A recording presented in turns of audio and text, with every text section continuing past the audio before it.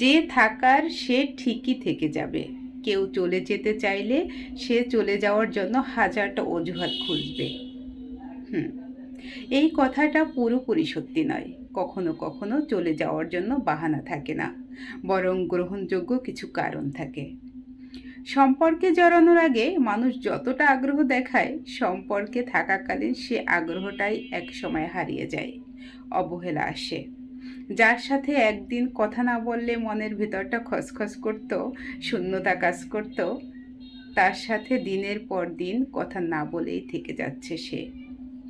আগে দরকার ছাড়াই কত কথা হতো, এখন দরকারি কথা ছাড়া একটা অতিরিক্ত কথাও হয়তো হয় না। আসলে মানুষ দরকারি কথার বাইরে কাছের মানুষের সাথে অদরকারি কথা বলতেই বেশি ভালোবাসে। তা না হলে বলুন তো, ঘন্টার পর ঘন্টা কি এত কথা বলে প্রেমিক প্রেমিকারা? কি ভাবছেন তারা দরকারি কথা বলে, কাজের কথা বলে? হুম, একদম না।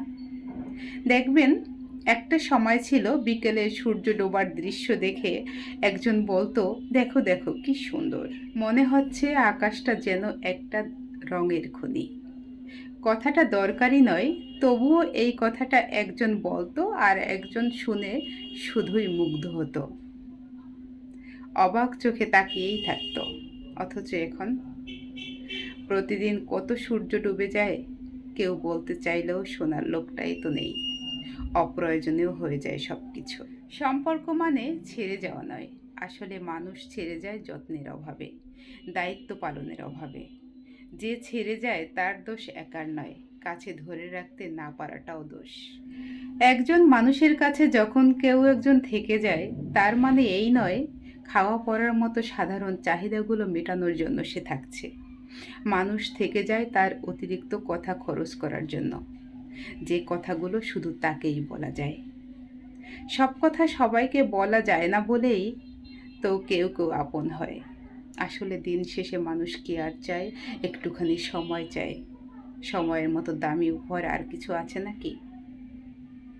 দেখবেন, একটা সময়ের পর গভীর প্রেমটাও আর থাকে না, থাকে ভরসা আর বিশ্বাস।